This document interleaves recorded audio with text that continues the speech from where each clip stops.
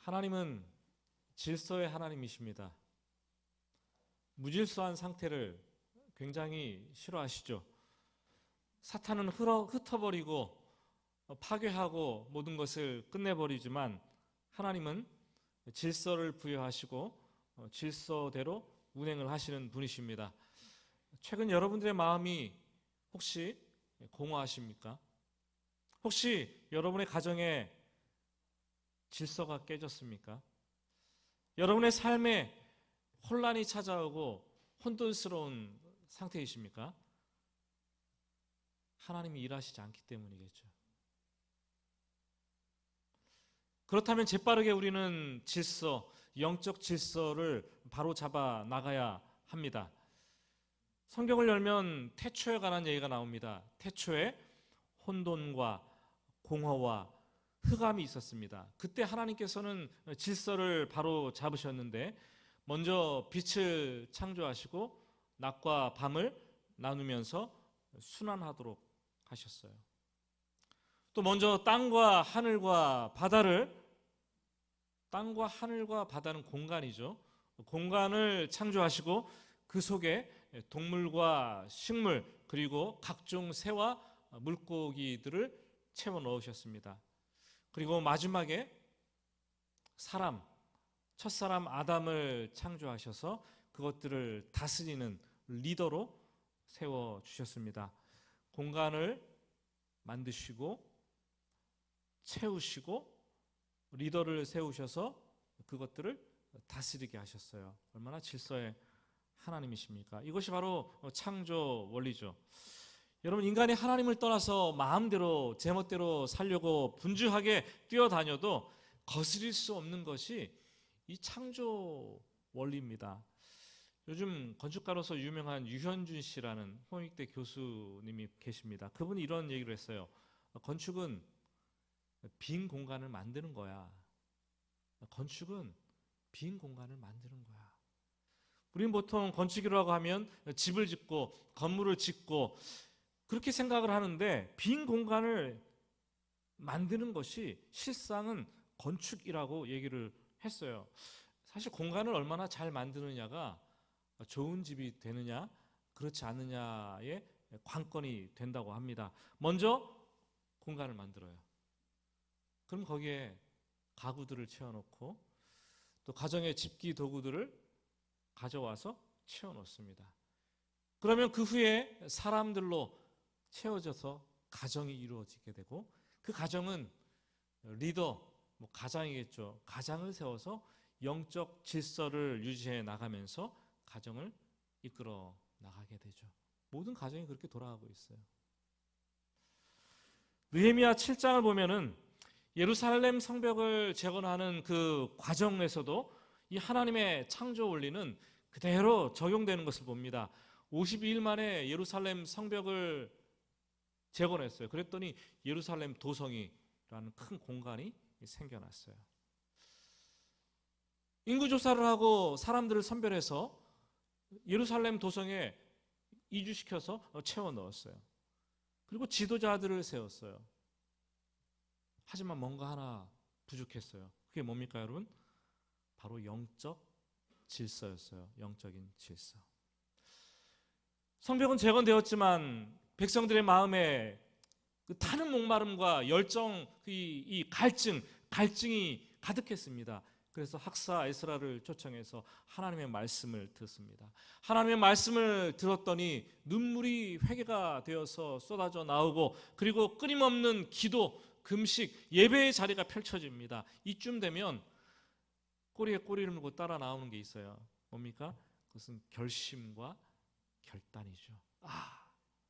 이제는 말씀대로 이렇게 살아야겠구나 결단을 하게 돼요. 그래서 그들은 언약을 세우고 문서에 기록을 합니다. 그리고 서명을 하고 날인을 합니다. 다시는 무질서의 삶을 살지 않겠다는 각오를 다졌어요. 오늘 10장 본문인데 10장 본문은 백성들을 대표해서 그 언약에 서명 날인했던 그 지도자들의 명단이죠. 그들은 무슨 언약을 맺었고 또 어떻게 그 언약을 지켜나가기로 작정을 했는지 본문을 통해서 볼 수가 있습니다. 언약을 서명한 명단들을 좀 보세요. 우리 김신욱 목사님이 읽느라고 무척 고생했는데 1절을 보시면 제일 먼저 임봉한 자는 하가라의 아들 총독 느헤미야의 이름 나와요. 느헤미야. 그리고 1절 말미로부터 보면 시드기야로부터 시작해서 8절까지를 보시면 이는 제사장들이요. 각 가문의 제사장의 대표들이 서명을 했어요. 9절부터 13절까지는 레위 사람들의 명단입니다. 제사장을 도와 성전을 돌보고 예배를 돕는 사람들의 대표들의 또 명단입니다. 14절부터 27절까지 말씀을 보면은 그들은 백성의 우두머리들, 14절은 백성의 우두머리들이라고 표현을 하고 있어요. 모든 행정구역을 다스리는 행정관들이겠죠. 정치 지도자들이겠죠. 그러니까 이 명단은 당시에 영적 지도자들의 대표들의 이름, 그리고 정치 지도자들의 대표들의 이름, 총망라한 명단인 거죠. 모두 몇 명이에요? 84명입니다. 84명 이름이 기록되어 있어요. 그런데 궁금한 것이 이 언약의 문서에 서명한 사람들이 고작 84명 뿐인데 이게 제대로 된 이 개혁이 이루어질까요? 지도자들끼리 언약을 세우고 담합해서 서명 날인을 한다고 백성들이 그대로 따라 하겠습니까, 여러분? 개혁은 어디서부터 시작되는지가 굉장히 중요합니다. 때에 따라서는 위로부터 시작되기도 하고 때에 따라서는 아래서부터 개혁이 시작돼요. 위로부터 시작되는 개혁은 신속하게 진행됩니다. 명령을 하다라니까 촥촥촥 진행이 되는 거죠. 그런데 밑에 있는 사람들이 따라주지 않으면 그 전시 효과로 그치고 말뿐인 개혁으로 끝날 수밖에 없어요. 우리나라도 그런 전시 행정들 그리고 부르짖었는 데 위해서 국민들이 따라주지 않아서 말뿐인 개혁으로 끝난 것들도 많이 있는 것을 보게 됩니다. 반대로 아래로부터의 개혁은 수많은 사람들에 의해서 필요에 의해서 시작이 되겠죠. 하지만 상위 이 지도자들이 동조하지 않을 때에는 어느 정도 커지다가 진행되는 것이 불가해요. 반쪽짜리 개혁으로밖에 끝날 수가 없는 거죠. 오늘 말씀에서 이스라엘의 지도자들은 앞장서서 언약을 세웠어요. 이어지는 말씀을 28절부터 보면 나머지 백성들은 모두 동참하여 맹세를 하게 되는 것을 보게 됩니다. 28절을 보시면 그 남은 백성과 제사장들과 레위 사람들과 문지기들과 노래하는 자들과 느드림 사람들과 성전에서 레위 사람들을 도와 일하는 사람들이죠. 및 이방 사람과 절교하고 하나님의 율법을 준행하는 모든 자와 그들의 아내와 그들의 자녀들 곧 지식과 총명이 있는 자들은 다 그들의 형제 귀족들을 따라 저주로 맹세하기를. 온 백성이 위에서부터 아래까지 다 맹세를 했다라는 거죠. 당시는 남성 중심적인 사회였는데 여자와 아내들까지도 맹세를 했어요. 심지어 말씀을 보면은 자녀들 곧 지식과 총명이 있는 자들이라고 되어 있는데 똑똑한 애들이 그 서명을 했다는 것이 아니라 그 무슨 말을 하면 말귀를 다 알아듣고 순종할 수 있는 그런 아이들, 그런 정서를 가진 아이들, 그런 연령대의 아이들이 언약에 역시 어른들과 함께 서명을 하고 맹세를 했다라고 표현이 하고 있습니다. 온 백성들이 다 언약을 하나님 앞에서 맺는 장면을 보여주고 있어요. 제가 가지고 있는 목회 철학, 목회자도 철학이 있겠죠. 그것을 목회관이라고 하겠죠. 여러 가지가 있겠지만 굵직한 두 가지만 말씀을 드린다면 목사가 죽으면 교회가 산다는 거예요. 이게 첫 번째고, 두 번째는 교회는 목회자의 수준을 절대로 뛰어넘을 수 없고 목회자는 교회가 성장하는 만큼만 성장할 수 있다는 거예요. 무슨 말입니까, 여러분? 목회자와 교회 둘 중에 어느 한쪽만 일방적으로 성장하는 경우는 없어요. 영적 지도자인 목회자와 교회 성도들이 같은 비전과 목표를 가지고 시간을 두고 시간의 흐름에 따라서 서로 앞서거니 서로 뒤서거니 하면서 끌어주고 밀어줄 때 교회가 성장하고 목회자도 성장해 가는 거예요. 목회자의 수준에 따라서 성도들도 성장하고 교회가 성장하면서 목회자도 거기에 따라서 성장을 하게 되는 거죠. 아름다운 교회 공동체의 모습입니다. 인생을 살면서 혼자 못하는 것 서너 가지가 있어요. 그 중에 하나가 결혼과 가정이고 또 다른 하나가 신앙생활과 교회입니다. 공간이 마련되죠. 그러면 누군가 사람들이 채워지고 누군가 리더가 되어서 기준을 잡고 나머지 사람들은 마음을 같이 해서 함께 따라가야 되는 거예요. 그게 교회 공동체, 가정 공동체의 모습이죠. 공동체들은 그렇게 영적인 질서와 체계를 잡고 그 아래에서 생명의 길을 걸어가는 거예요. 가정에서 남편이나 아내가 둘 다 애쓰고 수고해야 되는데 혼자 그냥 남편이든지 아내든지 수고하고 애쓰고 부지런히 움직인다고 가정이 세워져 갈 것 같습니까? 여러분 그렇지 않아요. 교회에서 나는 잘하고 있으니까 나는 상관하지 마세요. 나는 그냥 좀 내버려 두세요. 혼자 신앙생활 하려고 하는 분들이 있는데 그러면 교회 영적인 질서가 깨지는 거죠. 공동체에 혼란이 오는 거죠. 여러분 가정에서 함께 가시기 바랍니다. 교회에서 함께 갑시다. 함께 갑시다. 따라서 해봅시다. 함께 갑시다. 지금 느헤미야 공동체는 언약과 맹세를 온 공동체의 사람들이 함께 세웠는데 그것을 크게 세 가지로 살펴볼 수가 있습니다. 먼저 28절과 30절 말씀을 보시면 이방 사람과 절교하고 자녀들을 이방인들과 혼인 금지시키겠다는 결단을 내립니다.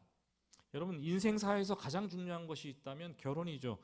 결혼을 잘해야지 인생도 살고 결혼을 잘해야지 신앙도 삽니다. 결혼 생활이 천국도 될 수 있고 결혼 생활이 지옥도 될 수 있어요.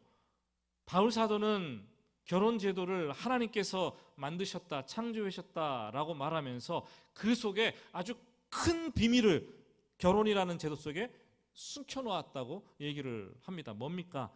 신랑 되신 그리스도와 신부 되는 교회의 관계를 이 결혼 제도 속에 숨겨놓았다는 거예요. 그래서 그리스도께서 교회를 사랑하듯 남편이 질그릇같이 깨어질 아내를, 연약한 아내를 사랑하고 아껴주는 것. 신부 되는 교회가 신랑 되는 그리스도를 존경하고 순종하듯이 아내가 남편에게 순종하고 존경하는 가정의 질서를 숨겨 놓았다는 것이죠. 하나님은 여러분의 가정에서 그런 관계를 보고 싶어 하는 거예요. 하나님은 여러분의 가정에서 여러분의 가정이 그런 그리스도와 교회 관계를 세상에 선포하기를 원하시는 거예요. 보여주기를 원하시는 거예요. 그것을 위해서 결혼 제도를 창조하시고 그 속에 큰 비밀을 숨겨 놓았습니다. 그런데 착각하면 안 됩니다. 결혼은 사랑에서 시작을 하지만 결혼의 핵심은 사랑이 아닙니다. 결혼의 핵심은 여러분들이 결혼할 때 손들고 맹세했던 언약이에요. 언약으로 결혼은 지켜지는 거예요. 결혼해서 살림을 산다고 하는데 살림을 산다라는 말은 신앙 안에서 서로의 영혼을 생생하게 살려내는 게 바로 살림인 거예요. 살림. 서로의 영혼을 일깨워주고 생생하게 살려내는 것, 그것이 결혼의 소중한 가치죠. 그런데 하나님께서 왜 자기 백성들에게 이방 사람들과 결혼을 반대하셨습니까? 국제 결혼을 반대하는 건가요? 어떤 분이 그런 얘기를 하시더라고요. 예전 교회에서 어느 날 갑자기 딸이 결혼한다 그랬는데 사위감을 데리고 왔는데 키가 2m가 되고 들어오는데 얼굴빛이 너무나 새카매서 흑인이어서 기절했다. 그런 얘기를 하시면서 처음에는 받아들이기 힘들었는데 나중에 받아들였다. 이런 말을 하시더라고요. 국제 결혼을 반대하는 겁니까 지금? 이방 사람들과 결혼하지 말라는 것이? 그런 게 아니죠. 영적으로 받아야 돼요. 이방인과 결혼을 하게 되면 이방인 배우자 혼자 그 가정 속으로 들어오는 게 아니죠. 자기가 섬기고 있던 우상을 가지고 오죠. 자기가 가지고 있었던 세상의 가치관을 가지고 오고 세상의 풍습들을 다 가지고 그 가정으로 쑥 들어오는 거예요. 결국 시간이 지나면 이스라엘 백성들은 배우자가 반입한 그 우상을 음란하게 섬기게 되고 그 결과 가치관이 타락하면서 정신 도덕적으로 타락하게 되고 하나님을 멀리 떠나게 되었어요. 그래서 그들은 결단하자는 거예요. 아무리 사람이 괜찮아도 이방인을 사위나 며느리로 삼지 않겠습니다. 근데 이 얘기는요, 이 느헤미야서를 보고 있지만 바로 앞에 나오는 에스라서가 있어요. 에스라서를 읽어보면 에스라서 뒷부분에 10장부터 되어진 이 얘기에 이미 했던 말이에요. 이방인과 통혼을 금지합니다. 결단했던 내용들이에요. 그런데 지금 또다시 이 문제로 언약을 맺고 서명 날인하고 백성들이 맹세를 했다라는 거죠. 왜요? 그만큼 어렵다라는 거예요, 지키기. 하지만 그만큼 하나님의 백성들에게는 신앙생활에 아주 중요한, 놓치지 말아야 될 아주 중요한 부분이라는 거예요.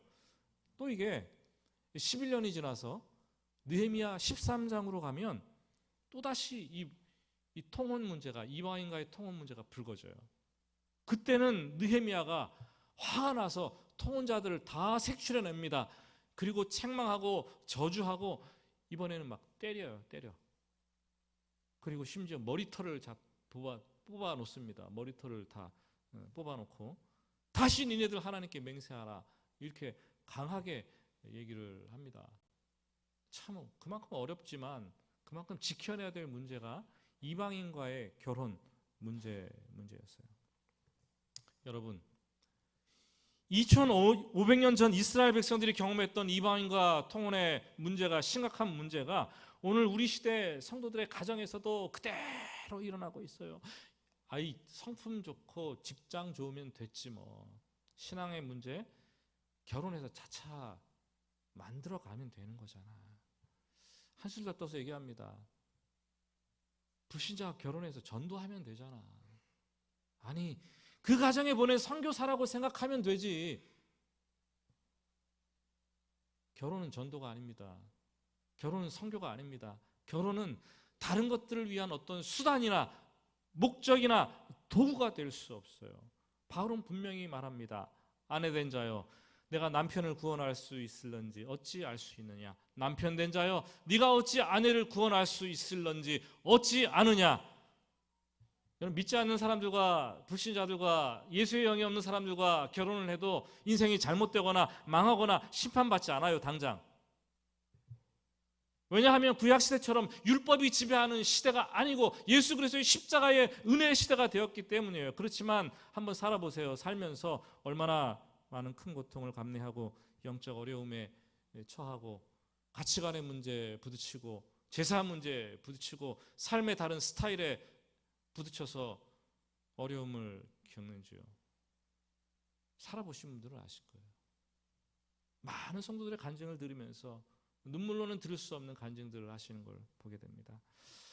여러분, 그렇게 결혼을 하면 자기 세대가 지나고 나면 하나님을 모르는 세대가 생겨나요. 신앙의 부부 중에 신앙을 가진 사람이 한 명 있다 그럴 때 신앙의 쪽가정이라는 말을 쓰죠. 쪽가정. 그런데 그 신앙의 쪽가정의 자녀들에게 신앙이 전수될 확률은 10% 내지 20%밖에 안 된다는 거예요. 10% 내지 20%. 거의 안 된다라는 거죠. 그리고 쪽가정의 자녀들이 덜컥 결혼을 했는데 불신자와 결혼을 하게 되면 그 다음 세대의 손주들은 신앙을 완전히 잃어버린다라는 거예요. 0%. 신앙의 가문이 그 다음 세대에 끊어진다라는 거예요. 더 이상 하나님을 모르는 가문으로 전락한다라는 거죠. 2500년 전에 이스라엘 백성들이 겪었던 고통을 우리가 하나님은 직면하지 않기를 원하십니다. 부모된 그리스도인들에게, 결혼을 앞둔 형제 자매들에게 이 문제를 직시하라고 말하고 있어요. 그래도 여러분들 할 거예요. 결혼 때가 되면 권사님, 집사님 그런 분들도 다 보면 직장이 어딘데, 직장이 좋은데, 성품이 괜찮은데, 그 가정이 부유한 가정인데. 여러분, 우리가 정신 차려야 돼요. 그게 중요한 것이 아니잖아요, 그죠? 두 번째 31절을 보시면 안식일과 안식년을 철저하게 지키겠다는 언약을 세우고 맹세를 하게 됩니다. 지금 포로귀환하는 이스라엘 백성들은 유대인만 이스라엘 땅에 사는 것이 아니라 많지는 않았지만 이방인들과 함께 뒤섞여서 살게 됩니다. 그들은 가난했고 물품이 턱없이 부족했습니다. 그래서 이방인들이 곡물을 만들고 물품을 만들어내면 그 유대인들은 자기들과 같이 이렇게 교환을 하는 무역을 주고받고 사고 팔고 했어요. 그런데 이방인들은 이 곡식이나 물건들을 안식일이나 성일에 관계없이 아무 때나 떼다 파는 거죠. 무역을 하려면 사기도 하고 팔기도 해야 되는데 이스라엘 백성들이 그 기회를 놓치면 안 되는 거예요. 서로 주고받고 해야 되는 거잖아요. 물건을 삽니다. 그러면서 얘기를 하겠죠. 우리끼리만 살면, 유대인끼리만 살면 이런 일이 없을 텐데 세상 속에서 우리가 불신자들과 함께 살다 보니까 이게 어떻게 안식일을 우리가 지킬 수 있느냐, 이런 합리화를 하는 거죠. 가게 문도 열어야지, 그들을 위해서. 그리고 일도 하고 우리가 사고 팔고 해야지, 같이 섞여 사는 세상인데 안 그러면 못 살아. 점점 안식일 개념이 희석되는 거죠. 하지만 이제는 안식일에 하나님만 예배하고 거룩한 삶을 살겠다라고 맹세하고 결단을 하는 거죠. 여러분, 이 안식일 개념은 천지창조의 원리에서 왔습니다. 6일 동안 일하시면서 천지창조를 하시고 7일간 쉬셨듯이 인간의 시간 속에 하나님께서 노동과 쉼이라는 이 리듬 개념을 불어넣었어요. 이건 하나님의 리듬이고 생명이 살아나는 리듬이에요. 그날은 창조주 구속자이신 하나님을 예배하고 우리의 영혼과 육신은 하나님처럼 쉬라고 하신 것이죠. 그런데 하나님이 심어놓으신 이 안식일의 리듬이 깨지면 우리의 삶에 불균형이 생기는 거예요. 계산적으로 내가 쉬지 않고 일주일 내내 밤낮으로 7일 동안 일을 하면 돈을 많이 벌게 될 것이고, 그러면 내가 성공하게 될 것이고, 내가 부자가 될 것 같지만 그렇게 해서 부자 되는 사람 없어요. 그렇게 하면은 몸에 무리가 따르고 이상이 찾아오고 영혼의 질병이 찾아옵니다. 일주일 7일, 6일이라고 하루 쉬는 것, 안식하고 예배하는 것은 하나님께서 만드신 제도라는 거죠. 프랑스 대혁명을 경험하면서 기독교의 정신을 말살하기 위해서 일주일을 10일로 만들어 버렸어요. 10일로. 그리고 9일이라고 하루 마지막 10일째 쉬라고 했어요. 그러면 막 능률도 오르고 나라가 부국이 될 줄 알았어요. 그런데 시간이 지나가 보니까 얼마 되지 않아서 국민들이 기력이 지치고 다 쇠약해지고 나가 떨어지는 거예요. 할 수 없이 다시 7일 일주일제로 바꾸었습니다. 하나님이 정하신 이 예배의 리듬, 이 생명의 리듬, 쉼과 안식의 리듬, 이걸 인간이 자의적으로 바꾸려고 한다면 문제가 생기는 거예요. 문제가. 안식일뿐만 아니라 안식년에 대해서도 얘기를 하죠. 사람의 회복을 위해서 주신 것이 안식년이라면 땅의 회복을 위해서 주신 것이 안식년입니다. 하나님께서는 천지를 창조하시고 인간들에게 땅을 터전으로 주시면서 선한 청지가 되어서 이것을 다스리라고 했어요. 그런데 무분별하게 이것을 개발하고 황폐화시키고 자기 욕망과 욕심을 채우는 수단으로 사용을 했습니다. 그래서 인간은 자꾸 땅을 자꾸만 사고 또 사고 만족하지 못하고 소유하려고 합니다. 하나님께서 안식년 규례를 선포하신 이유는 인간의 탐욕에 마침표를 찍고 땅을 놀리고 안식을 취하게 함으로써 자연을 다시 살려내도록 하기 위함이에요. 6년 동안 열심히 땅을 바꿔알고 7년째는 그냥 쉬게 내두라고 얘기를 하세요. 아니 그러면은 7년째 소출을 거두지 않고 씨를 뿌리지 않으면 뭘 먹고 우리는 삽니까? 인간이 가만두어도 그 땅에 하나님께서 심어놓으신 생명력이 막 약동을 해서 땅은 쉬면서 자연 회복력이 있고 소출을 만들어낸다라고 하나님께서 말씀을 하시는 거죠. 여러분 근래에 산불이 되게 많이 일어났어요. 우리나라도 그렇고 터키도 그렇고 유럽도 그렇고. 터키는 자기 그 지역의 4분의 1이 다 타버리지 않았습니까? 유럽이 막 경쟁하듯이 불을 끄고 막 그러지 않았어 한때. 그런데 보면은 그 산불이 나면은 희한하게도 복구를 하는 것이 과정이 있어야 되는데 사람들의 손길이 닿고 발길이 닿으면 그 산은 이 복구되고 회복되는 게 너무나 늦어진다는 거예요. 그냥 자연 스스로 회복하도록 놔두면 원상복구가 쉽게 된다라는 건데. 근데 인간이 이것을 좀 더 빨리 복구하겠다고 손을 대고 개발을 하고 막 어떻게 하면은 회복이 더디다라는 거예요. 이 안식년은 자연에 부여하신 생명의 리듬을 되찾게 하신 것인데 문제는 인간이 뒤로 물러설 줄 모르는 존재라는 데 있어요. 자꾸만 더 많은 것을 얻어야 되고 더 많은 것을 좋은 것을 얻어야 되고 작년에 이만큼 얻었으면 올해는 조금 더 많이 얻어야 되는데 덜 하게 되면 실패라고 생각을 하는 거예요. 그래서 발전과 성장이라는 이 강박증에 사로잡혀서 스스로 불행을 초래하는 거예요. 땅을 못 놀리는 거예요. 안식일에 쉬지를 못하는 거예요. 그러면 실패한다고 생각하는 거죠. 근데 하나님은 안식일에 잠시 멈춰라. 안식년에 잠시 멈춰라. 멈추면 회복된다. 코로나 시기에 자연이 얼마나 회복되는지 몰라요. 지금 코로나 시기에 하나님께서 우리에게 좀 멈추라는 거예요. 속도를 멈추고 신앙의 방향과 삶의 방향을 점검하고 다시 한번 질서를 회복하라는 메시지를 우리에게 던져주시는 시간이 바로 코로나의 시간인 거죠. 세 번째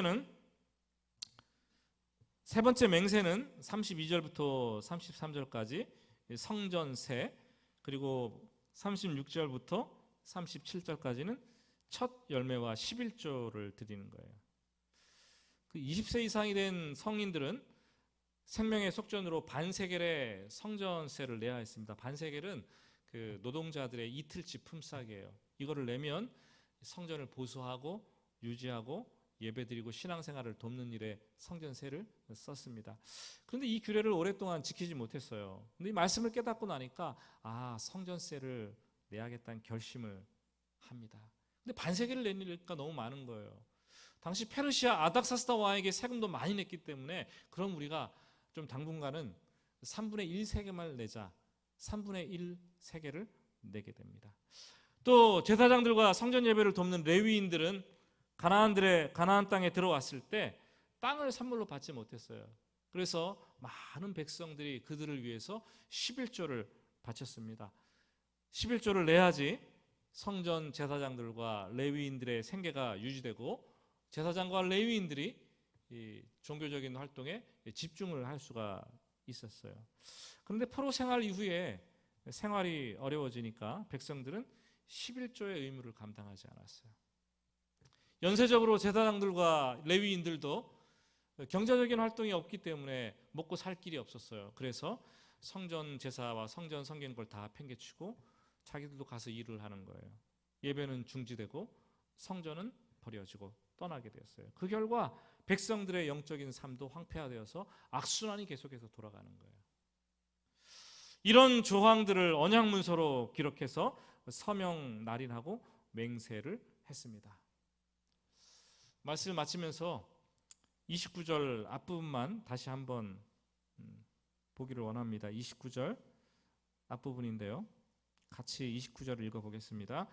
다 그들의 형제 귀족들을 따라 저주로 맹세하기를 우리가 하나님의 종 모세를 통하여 주신 하나님의 율법을 따라 우리 주 여호와의 모든 계명과 규례와 율례를 지켜 행하여. 이해는 되는데 언약을 맺고 서명하고 맹세를 한 거는 이해가 되는데 왜 저주로 맹세했냐는 거죠. 저주로 맹세하여. 우리도 가끔 저주로 맹세를 해요. 어떤 경우가 그런 경우입니까? 이게 아니면 내가 내 손에 어떻게 해요? 내 손에 장을 지진다. 장을 지진다. 이게 아니면 내가 네 뭐예요? 네 자식이다. 이게 저주 아닙니까? 저주로 맹세를 하는 거죠. 저주 맹세는요, 그만큼 이게 확실하다는 거예요. 내가 목숨까지라도 걸고라도 이걸 지켜낼 용기가 있다라는 게 이 저주 맹세 아닙니까? 아무리 말씀을 듣고 뉘우치고 결단을 해도 자꾸 잃어버리는 인간이기 때문에 안전장치로 그들은 저주로 맹세를 하는 거예요. 저주로, 자기를 저주하면서 맹세하는 거예요. 이 저주를 맹세한 것은 이스라엘 백성들에게 처음이 아닙니다. 느헤미야보다 1000년 전 모세가 40년의 광야 생활을 끝마치고 가나안 땅을 들어가기 직전에 모압 평지에서 백성들과 함께 맹세를 하게 되는데, 신명기 27장, 28장 말씀이에요. 27장을 저주장이라고 그러고 28장을 소위 축복장이라고 얘기를 합니다. 근데 저주장을 보면은 저주로 맹세를 하게 돼요. 맹세를. 레위 사람들이 큰 목소리로 외칩니다. 우상을 세우고 섬기면 저주를 받을지어다. 백성들이 뭐라고 맹세해요? 아멘. 그러는 거야. 아멘. 부모를 경홀히 여기는 자는 저주를 받을지어다. 백성들이 아멘. 객과 고아와 과부를 불쌍히 여기지 않고 송사를 억울하게 하는 자는 저주를 받을지어다. 아멘. 총 12번의 아멘, 저주에 대한 아멘이 기록이 되어 있어요. 저주를 하는데 아멘, 아멘은 그렇게 될 줄로 믿습니다라는 뜻이잖아요. 만일 제가 오늘 설교하면서 느헤미야 공동체의 언약처럼 맹세처럼 그것을 가져와서 주일 안식일에 가게의 문을 여는 자는, 직장 출근하는 자는 저주를 받을지어다. 여러분 어떻게 해야 돼요? 싫으십니까? 자녀를 불신자와 결혼시키는 자는 저주를 받을지어다. 11조를 떼먹는 자는 저주를 받을지어다. 아무도 아멘 안 하시네. 속으로 그렇게 말씀하시죠. 우리 목사님 진짜 간 크다. 저런 얘기를 어떻게 하지? 미쳤나 봐. 다음 주에 아무도 제가 그렇게 하면 교회 안 나오실 거예요 아마. 그렇죠? 교회 가서 저주 받으려고 오는 사람이 어디 있겠어요. 여러분, 새 언약의 시대에는 예수 그리스도께서 우리도 각자의 마음에 계세요. 말씀을 들으면 우리가 그 말씀을 듣고 뉘우치고 회개하게 되고 언약을 스스로 맺는데, 마음속에 계신 예수님과 함께 언약을 맺는 거예요. 언약을. 내가 맹세하는 거예요. 주님, 제가 하겠습니다. 주님, 제가 저주로까지 하면서 이런 맹세 결단을 하게 되는 거죠. 그리고 나서 각자 행동으로 옮기면 돼요. 각자 행동. 하나님은 우리가 말씀을 듣고 결단하고 새로운 도전을 하기를 원하십니다. 오늘 달력을 보니까 10월 2일, 벌써 10월 첫째 주, 올 한 해가 3주밖에 남지, 3달밖에 남지 않았어요. 여러분, 얼마나 많은 결단을 했는데 희석되고 무용지물이 되었습니까? 그러나 이제 3달 동안 하나님 말씀을 들으면서 또 뉘우치고 결단하고 새로운 신앙의 도전을 하라고 오늘 우리에게 메시지를 주십니다. 오늘 여러분들 어떤 삶의 형편인지 모르겠어요. 그러나 결단할 것들이 있으면 주님 말씀 안에서 붙들고 결단하고 다시 용기 있게 도전하시는 여러분들 되시기를 주님의 이름으로 축복합니다. 우리 같이 찬송 부르고 기도하겠습니다.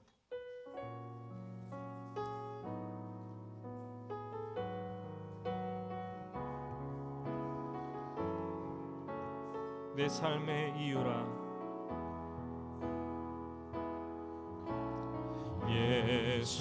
예수는 내 힘이요 나의 기쁨 내 참 소망 그 이름의 생명이 내 삶의 이유라. 오직 주만 따라갑니다. 오직 주만 따라갑니다. 오직 주만 높임받네.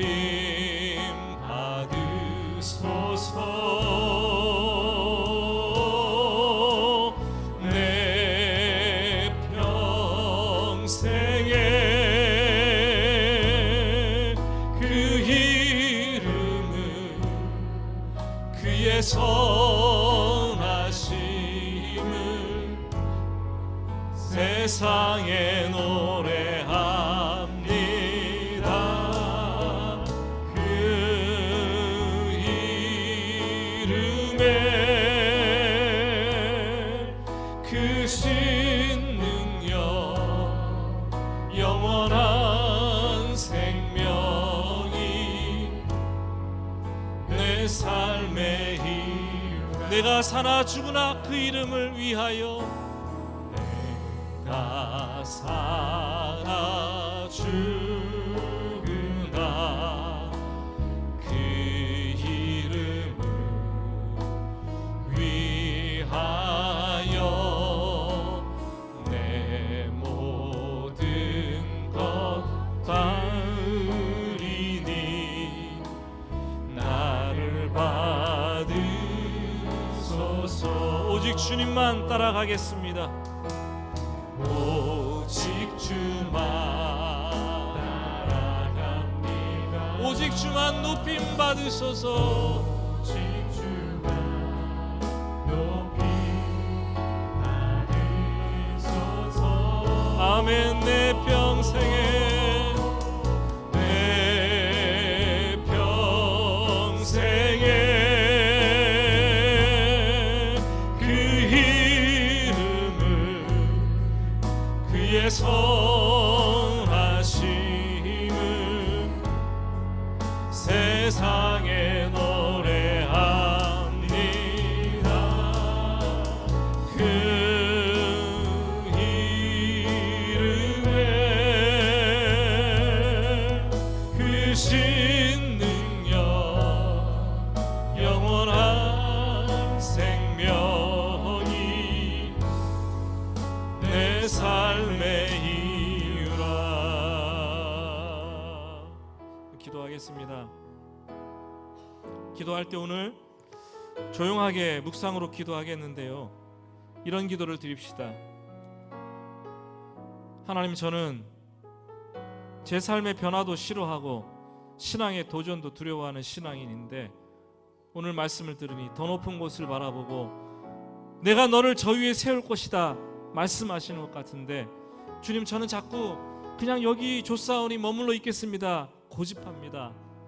지금 내 생활에 변화가 필요한 것은 아닌지요, 내 신앙생활에 새로운 도전이 필요한 것은 아닌지요, 우리 가정에 영적 질서가 잡혀져야 되는 것은 아닌지요. 하나님 말씀이 책망과 바른 계함과 의로 교육하기에 유익하다고 말씀하셨는데, 말씀을 듣고 깨달아지고 하나님께 약속하고 맹세하며 행동으로 옮기는 그런 신앙을 살 수 있도록 주님 도와주시옵소서. 이 시간 여러분들 마음속에 주시는 감동대로 이 시간 고백하고 약속하고 맹세하는 그런 시간을 가집시다. 같이 기도하겠습니다. 하나님 아버지,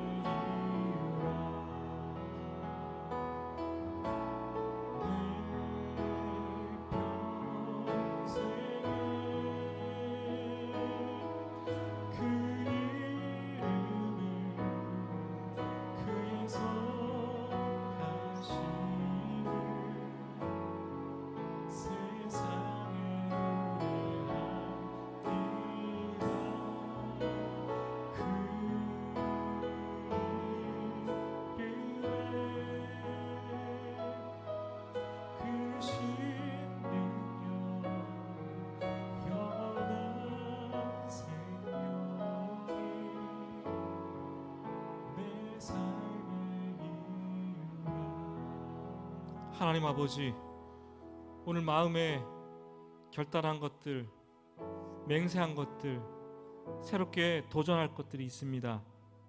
우리 마음을 귀하게 여기시고 삶으로, 행동으로, 신앙으로 옮길 수 있도록 인도하여 주시옵소서. 예수님의 이름으로 기도드립니다. 아멘.